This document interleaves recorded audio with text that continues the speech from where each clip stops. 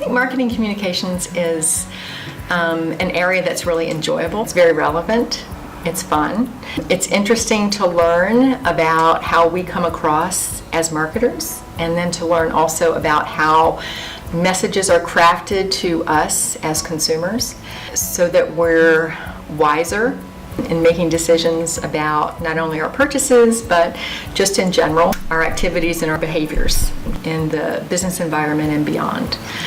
So I think it's just it's a fun area. I also teach in the management area, and so it's a really nice combination for me to be able to help students relate and understand some of the relationships between the discipline and the study of marketing and also the discipline and study of management.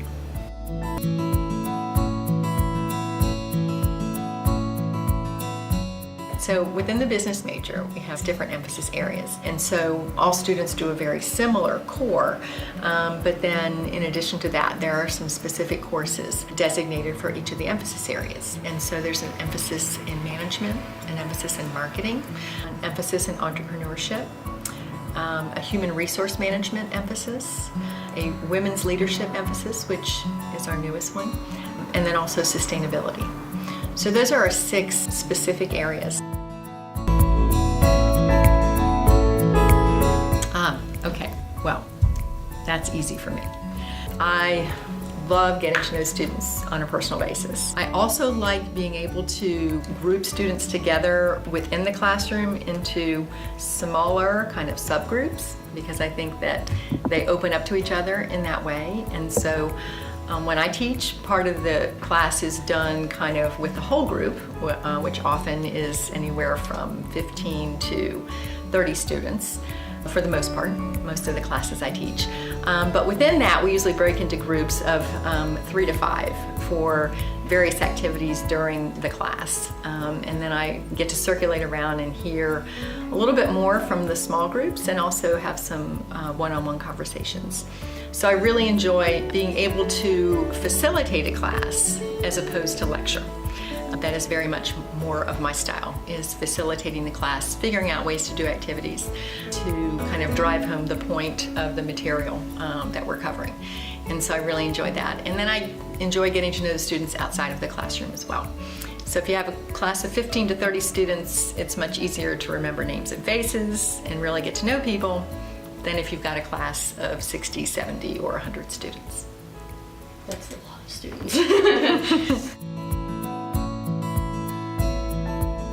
I mean, I think we have a culture in our department wherein we do really value the contributions of each individual student. And so we really try to learn who they are and what kinds of skills and talents they already have, and then what kinds of skills and talent they want to develop. And then also what potential we see in them for developing some skills or talents that maybe they haven't recognized in themselves. So we very much like to think about where students are when they come in, and then think about where they might be at the end of their 3 years or 4 years or however long they're with us.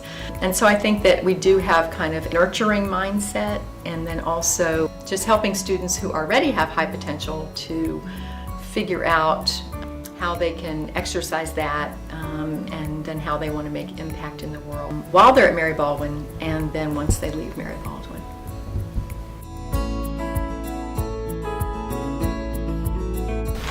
Okay, actually I have several favorite classes, but if I have to narrow it down, it's going to be the female executive. And so the female executive is short for the female executive strategies in the workplace. And so this is a course that I actually brought to Mary Baldwin in 1991, and at the time it was called Women in Management. It really is a combination of a case study oriented course where we're looking at both real and hypothetical case studies and examining issues like sexual harassment. In particular, we look at sexual harassment in the military. We look at mentoring and how mentoring affects women and their career tracks. We look at work-family integration and balance.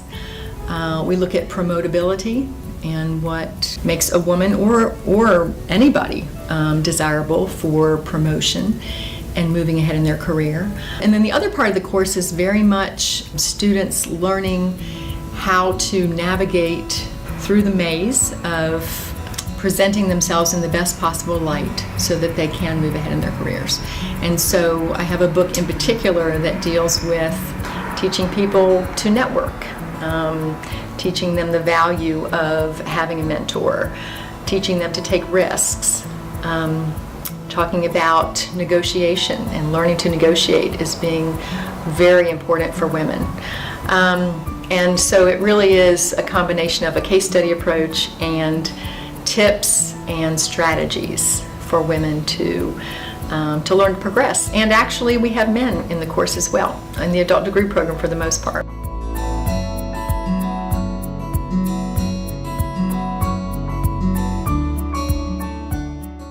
Sometimes students will come in and they think that they know what they want to do, which is great because then we have a starting point.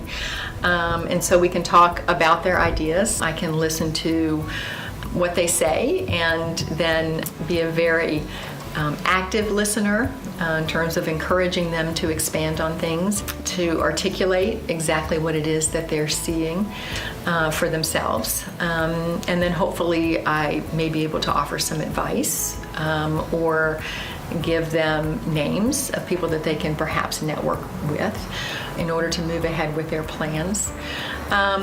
Sometimes students truly don't know exactly what they want to do. And again, that's a process of talking and engaging. And then hopefully through some of the courses that they take with me and with other faculty members, they will learn more about themselves.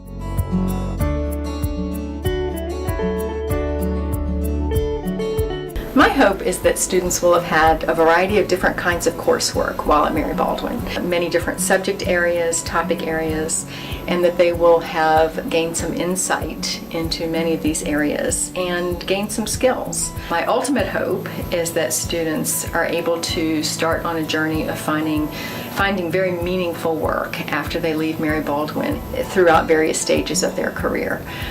I very much would like for students to enjoy the type of work that they are doing and be able to support themselves and ultimately their families. I think that there's a huge amount to be gained by finding work that is satisfying and meaningful, and then also incorporating that into the rest of your life.